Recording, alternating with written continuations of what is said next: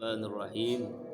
Hari ini kita membahas tentang Isra Mi'raj karena sebentar lagi jumhur ulama menetapkan tanggal 27 Rajab itu adalah peristiwa Isra dan Mi'raj.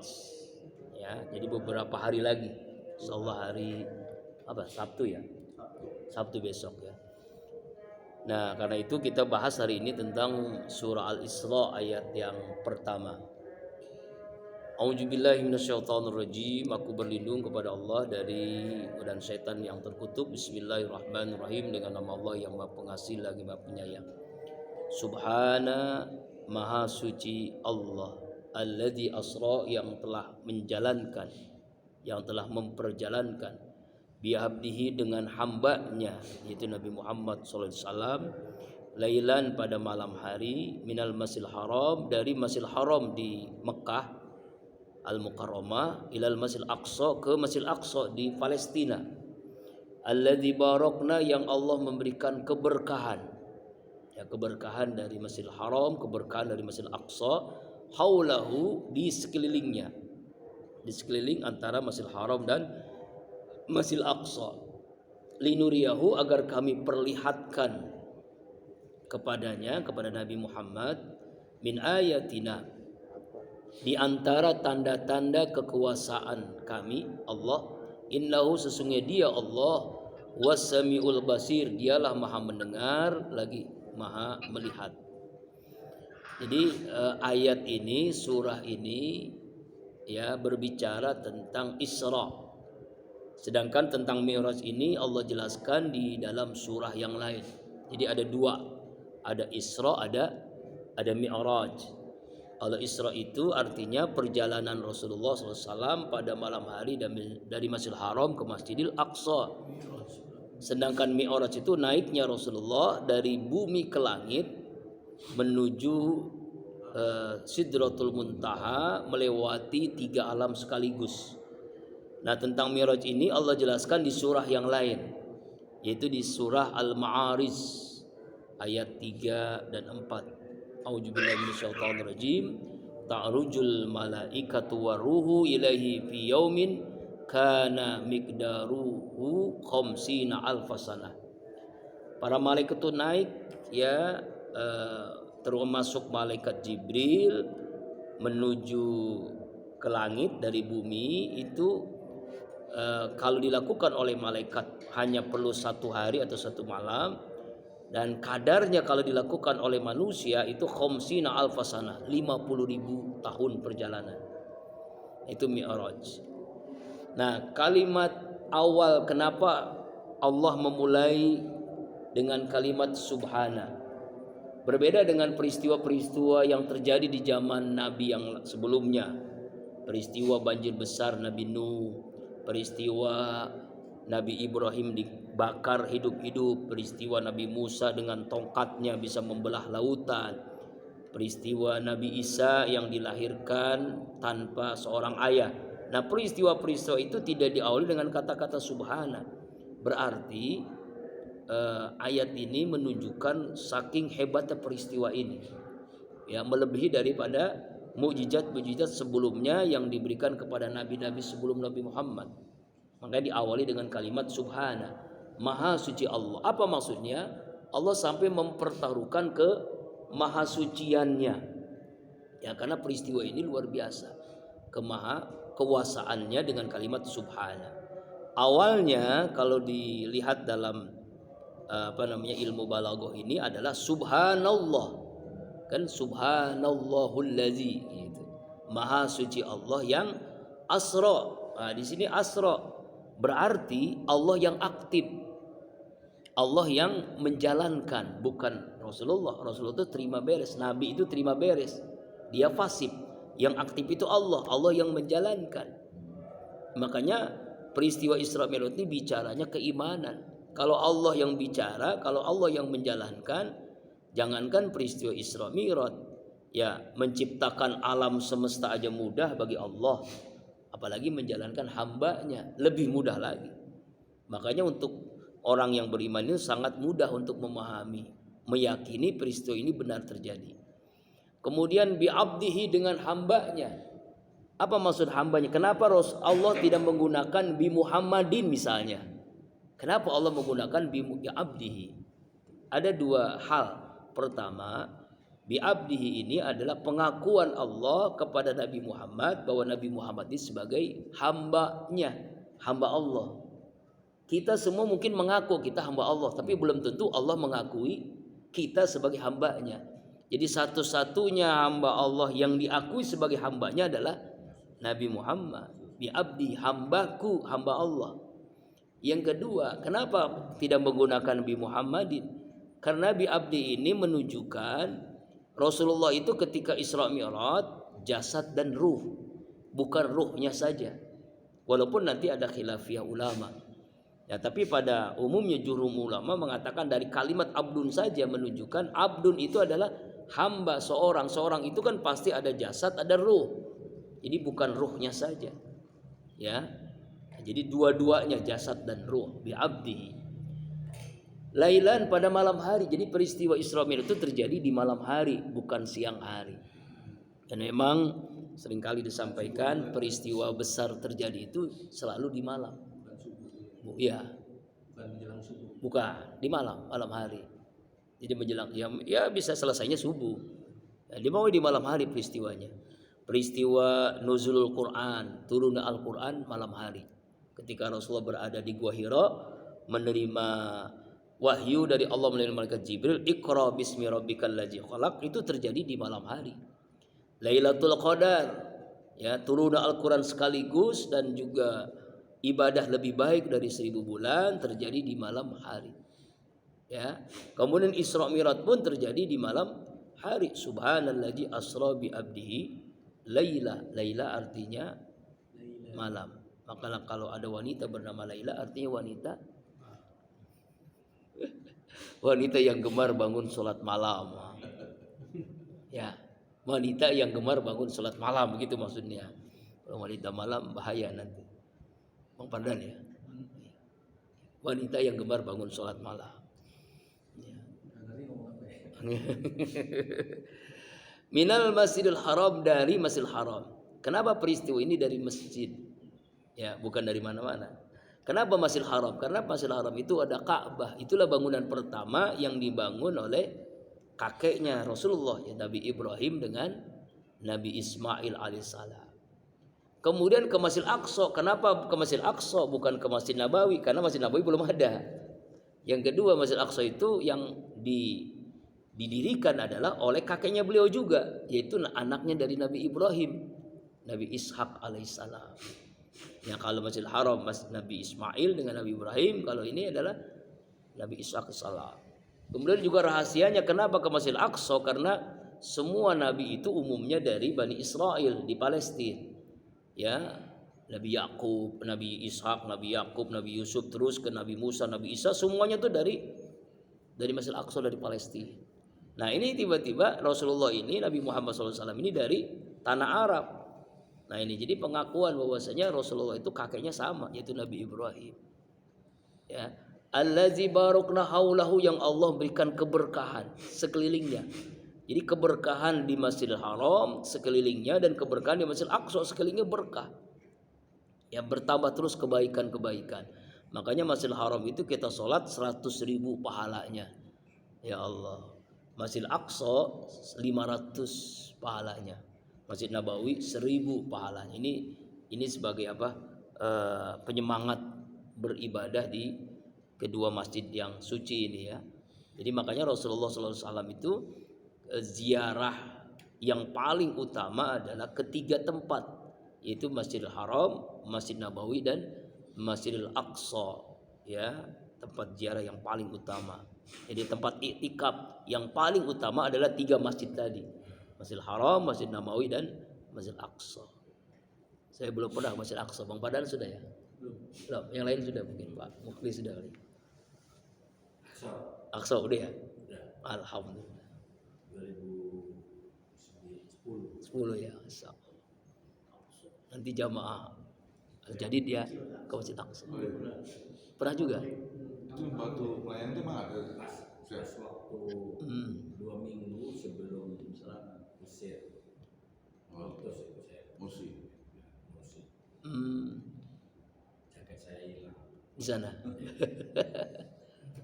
Tapi aman aja, tapi aman ya. Beribadah di sana aman. Aman aja. Masih bayar. Pemeriksaannya panjang ya. Allah. Lama. Nama saya juga dari Indonesia. Istri pakai jilbab. Iya. Kan masih dikuasai Israel tadi gimana tuh? Ya, kalau Udah. apa namanya, memang ada kawasan yang orang Islam bebas masuk. Oh bisa.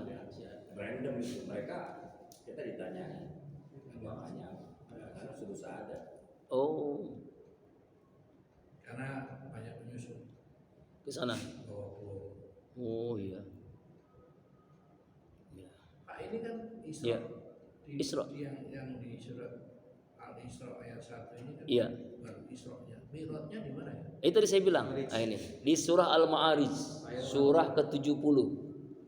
Surah ke-70 ayat 3 dan 4. Iya, surah Al-Ma'arij. Nah, ta'rujul malaikah.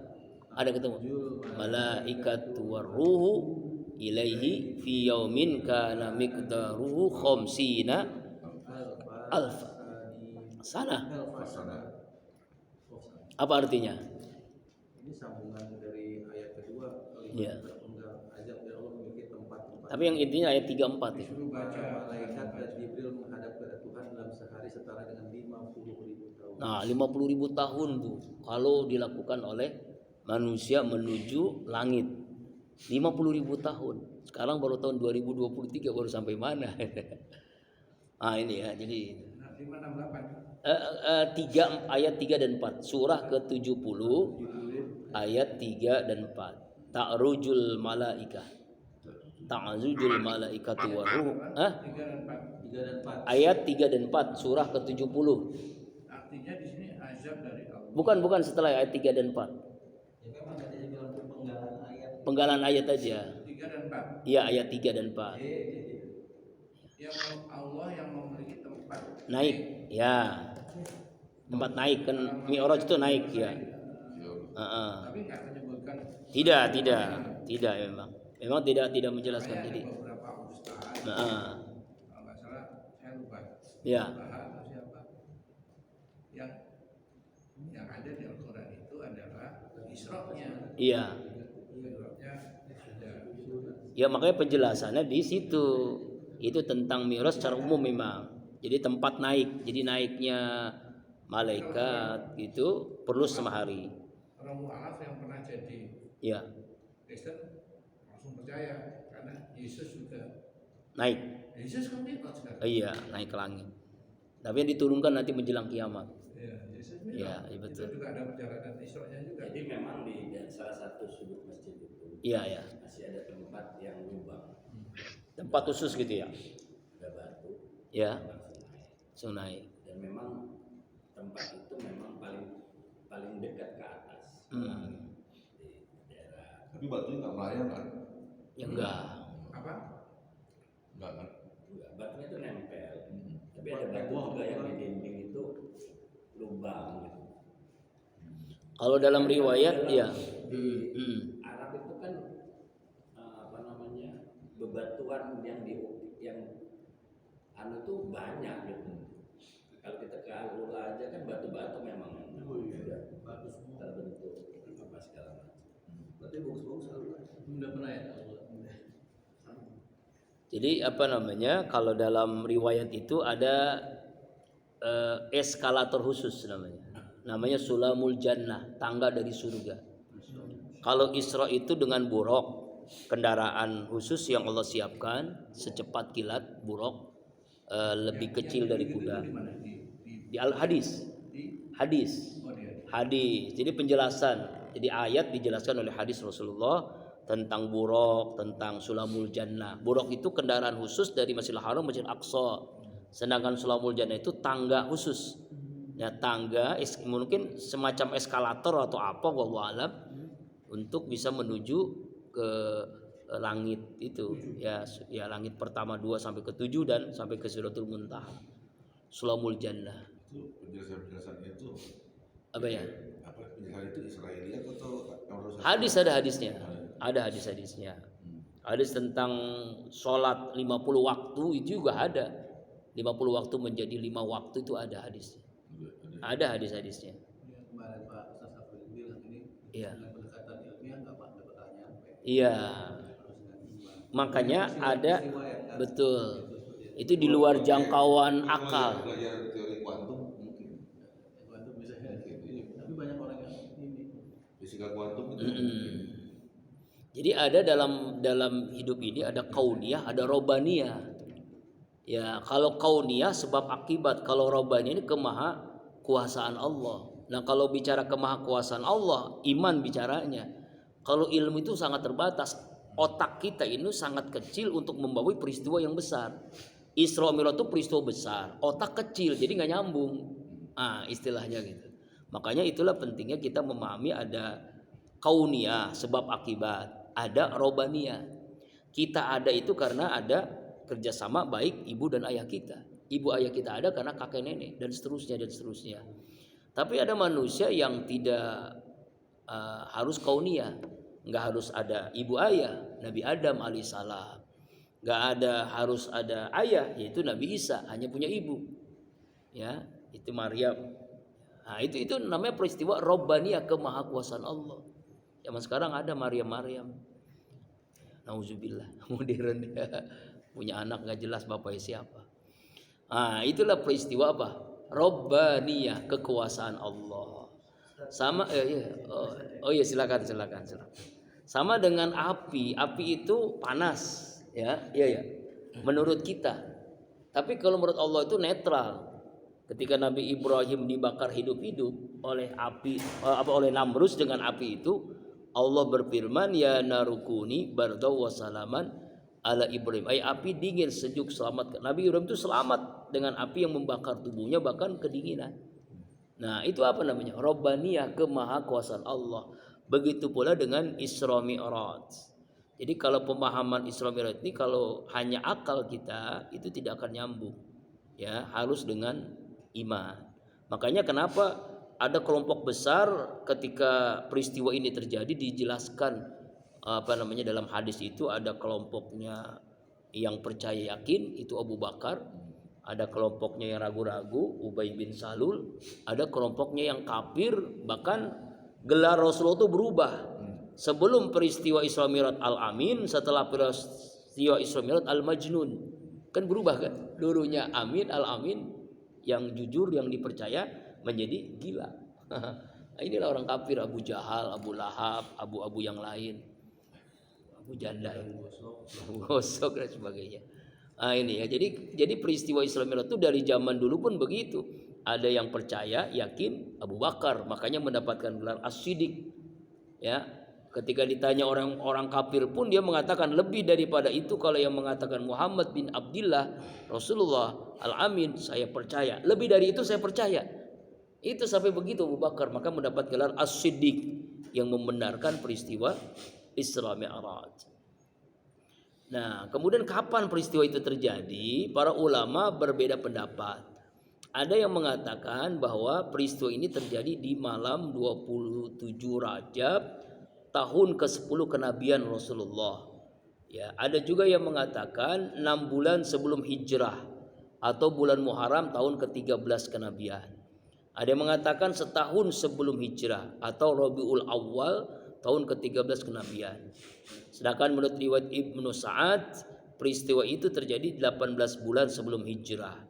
Jadi ada ulama berbeda pendapat dengan peristiwa ini, waktunya. Tapi para jumhur ulama, peristiwa ini terjadi yaitu tanggal 27 Rajab di malam hari, ya. Kemudian peristiwa Isra Mi'raj ini sebelumnya Rasulullah itu mengalami peristiwa Amul Hazan namanya, tahun duka cita. Kenapa tahun duka cita? Karena kedua orang yang membantu dakwahnya Rasulullah ini meninggal dunia. Pertama adalah paman beliau Abu Thalib, ya, kaya, ya, pengaruhnya besar, keturunannya Quraisy kuat, ya. Jadi begitu luar biasa menjadi tamengnya Rasulullah dalam dakwah.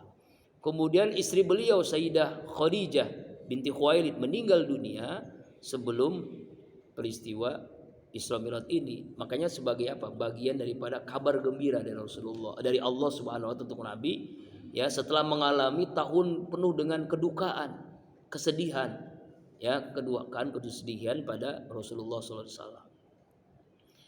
Kemudian sebelum peristiwa itu Rasulullah itu dibedah dadanya.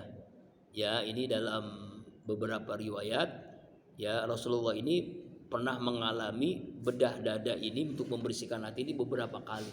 Pertama ketika beliau berusia 4 tahun, masih bersama dengan ibu susunya Halimatus Sa'diyah.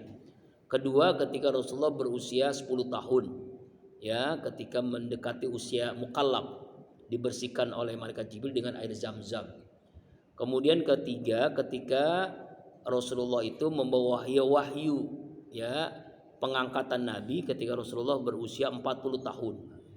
Dan yang keempat ini ketika Rasulullah SAW menjelang Isra dan Mi'raj, dihilangkan dadanya dari sifat-sifat buruk, diisi dengan iman, hikmah dan ilmu dan seterusnya. Ini dalam riwayat bahwa Rasulullah pernah mengalami pembedahan dada, dadanya dibelah, hatinya dibelah. Seperti apa? Wallahu alam, ya. Seperti orang dioperasi mungkin sekarang kali. Saya enggak. Itulah, ya, hanya Allah, wallahu alam bishawab. Tapi intinya adalah bagian daripada pembersihan menjelang berjumpa dengan Allah di Sidratul Muntaha. Kemudian Rasulullah itu dari Masjidil Haram, Masjidil Aqsa itu dengan kendaraan namanya buraq. Buraq ini kecepatannya cahaya, barakun. Ya, bentuknya dalam riwayat hadis itu tubuhnya lebih kecil daripada kuda, lebih besar daripada bagal. Ya, bagal, ya, itu wallahu alam seperti apa. Melangkah seperti mata memandang saking cepatnya. Ya, saking cepatnya peristiwa itu kendaraan itu secepat kilat lah, ya. Kemudian Rasulullah SAW ketika Isra Mi'raj itu, Isra itu beliau beberapa tempat itu singgah itu bagian daripada belajar dari sejarah. Beliau singgah di Yasrib. Nah, inilah tempat hijrahnya Rasulullah yang diganti menjadi Madinah Al-Munawwarah. Beliau singgah di Madian, yaitu tempat Nabi Musa bersembunyi dari Fir'aun. Kemudian beliau singgah di Tursina, tempat Nabi Musa menerima kitab Taurat. Kemudian beliau singgah di Bethlehem, tempat kelahiran Nabi Isa alaihissalam. Lalu sampai di Masjid Aqsa, Rasulullah menerima 2 minuman, air susu dan air arak. Kemudian malaikat Jibril berkata, ya, ambil, pilih dan minum.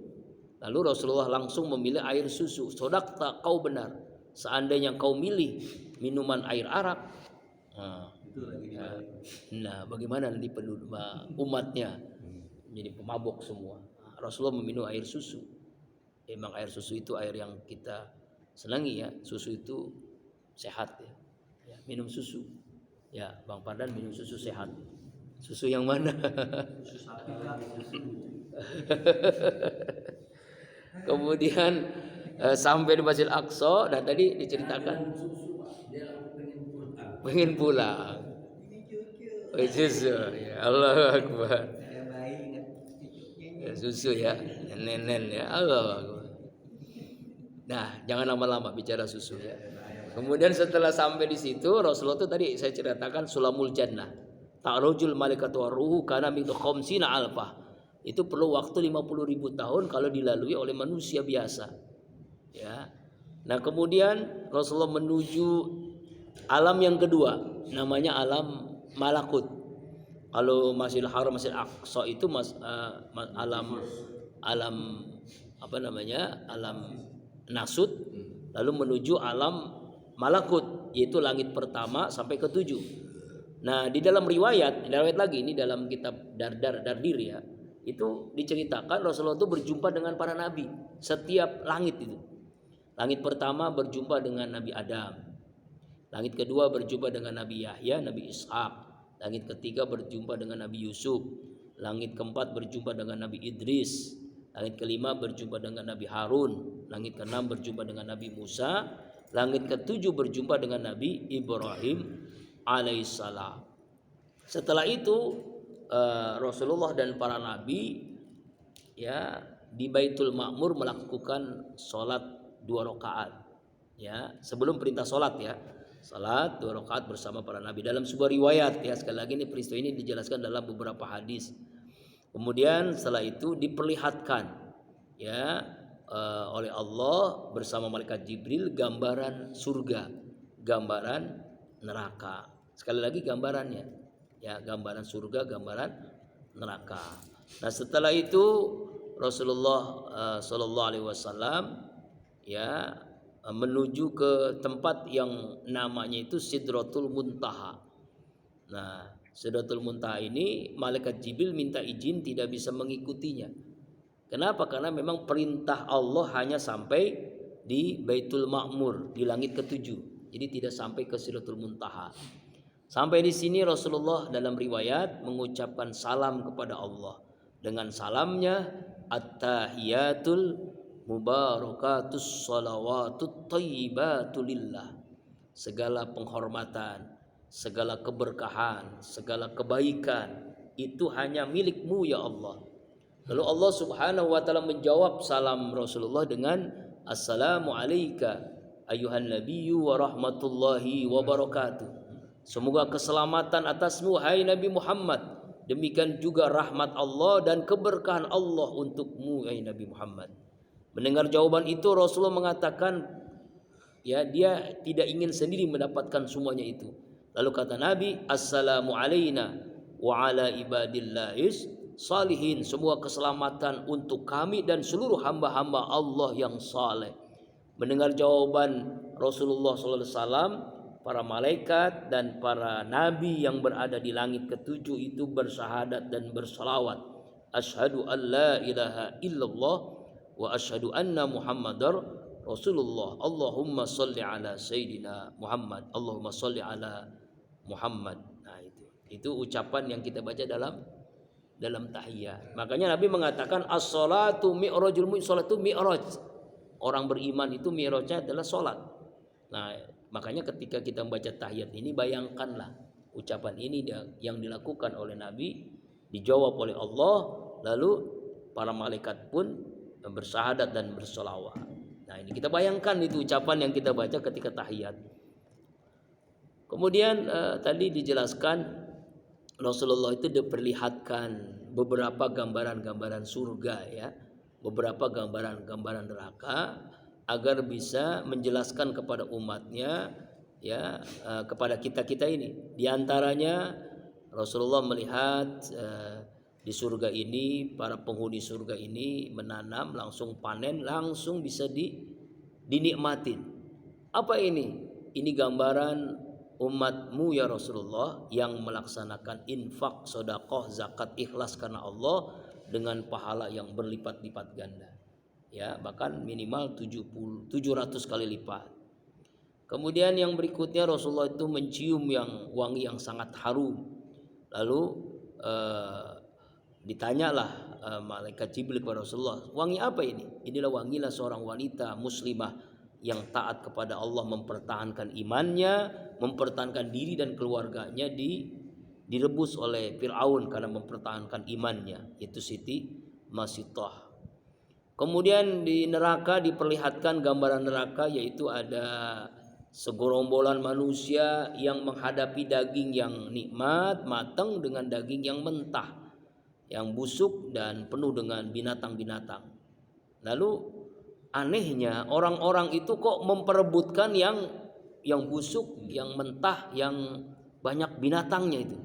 Lalu siapa ya Jibril ini? Inilah gambaran umatmu yang dia sudah memiliki istri, suami yang sah, yang soleh dan soleha, yang sah, tapi dia suka berselingkuh, berzina dengan wanita lain. Nah, oh. Seperti itu tuh. Sampai seperti itu tuh ya Allah. Kemudian ada orang yang menumpuk kayu tidak kuat mengangkat, tetapi terus ditambah lagi. Dia mengangkat kayu itu ditambah lagi padahal nggak kuat. Siapa ini ya Jibril? Inilah gambaran orang-orang yang sudah mendapatkan jabatan, tapi ia ingin jabatan yang berikutnya, ingin dapat jabatan lagi, padahal dia belum mampu untuk melaksanakan jabatan itu. Nah itu. Kemudian ada lagi orang yang menggunting bibirnya sendiri. Siapa ini? Inilah gambaran orang-orang yang dia berbicara tapi tidak melaksanakan apa yang disampaikannya. Kabura maqtan indallah an taqulu ma la taf'alun. Dosa besar orang yang menyampaikan tapi tidak mau melaksanakan apa yang disampaikannya. Seperti calo begitu ya. Calo itu kan ya hanya memerintahkan saja. Ya Bandung, ya bis ke Bandung dia tidak ikut. Ya tahajud, dia nggak tahajud. Ya. Nikah lagi. Dia belum menikah juga. Nah, itu gimana tuh Pak? Allahu Akbar walillahil hamd. Nah setelah itu Rasulullah menerima sholat 50 waktu dalam hadis ya. 50 waktu itu Pak. Lalu berjumpa dengan Nabi Musa alaihissalam. Ada apa di sana begitu kira-kira bahasanya? Perintah sholat 50 waktu. Umatmu tidak akan sanggup. Mintalah keringanan dispensasi kepada Allah. Akhirnya Rasulullah kembali lagi minta dispensasi menjadi 10 waktu. Umatmu tidak akan sanggup, mintalah dispensasi lagi. Akhirnya menjadi 5 waktu. Umatmu tidak akan sanggup, minta dispensasi lagi. Cukup, tidak bisa lagi. Nah itulah sholat menjadi sholat zuhur, asar, maghrib, isya dan subuh. Nah ini yang menarik yang inti daripada Isra Mi'raj adalah perintah sholat.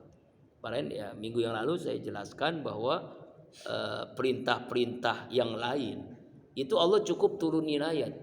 Tapi perintah sholat ini unik. Ini menarik nih bagi kita ya. Tidak cukup turun ayat tapi langsung Allah memanggilnya dalam peristiwa Isra Mi'raj ini. Apa? Kenapa?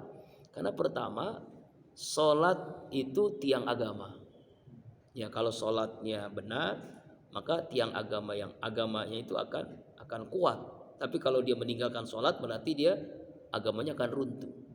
Yang kedua, pertama kali dihisab sholat, diperiksa oleh Allah sholatnya diterima, puasa, zakat, sedekah, haji, umrohnya diterima. Tapi sholatnya ditolak, seluruh perintah Allah yang lainnya ditolak. Yang ketiga, ibadah tidak tergantikan.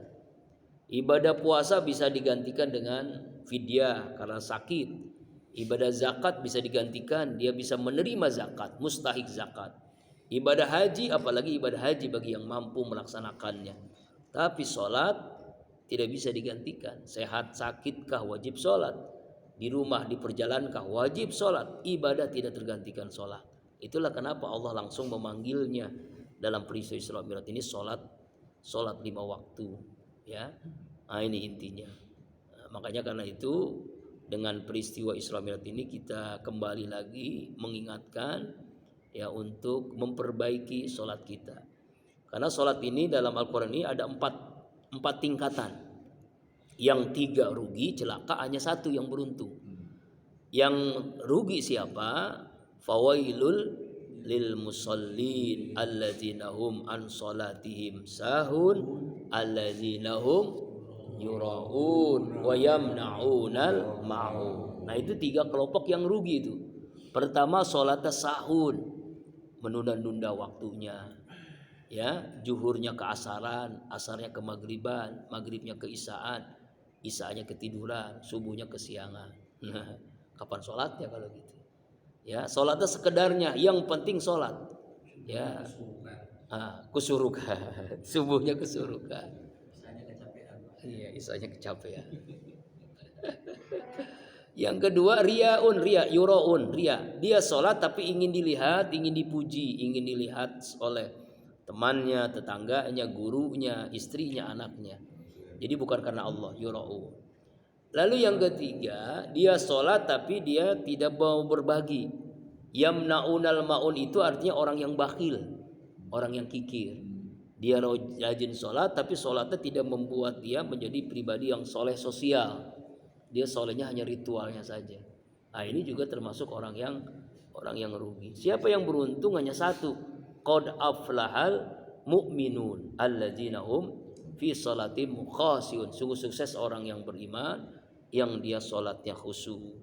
ya sholatnya khusyuk. Sholat yang khusyuk itu sholat yang dilakukan di awal waktu, ya sholat yang dilakukan berjamaah, sholat yang dilakukan di masjid, ya itu. Nah, nanti lalu dirubah menjadi khusyuk, ya di apa namanya, diberikan kehusuan dalam hatinya. Apa itu? Yang menceritakan Mi'raj. Ya. Hadis Rasulullah Ya. yang menceritakan tentang Mi'raj itu bukan sahabat yang empat itu. Yang menceritakan itu Anas bin Malik, Ya. Huja, Oh, tentang Mi'raj. tentang Mi'raj itu. Jadi bukan sahabat yang empat itu. Yang paling percaya tahu kan Abu Bakar tadi. Ya, yang percaya tentang peristiwa itu, yang percaya pertama kali. Mi'rajnya sendiri malah bukan Abu Bakar. Yang menceritakannya. Ya, yang menceritakan hadis Rasulullah naik ke langit. Naik buruk kemudian. Nah, kalau yang Abu Bakar Siddiq memang dia langsung take for granted. Aku percaya sama apa yang benar. Nah, yang melukiskan kejadian itu adalah Anas bin Malik. Karena dia paling banyak. Allah.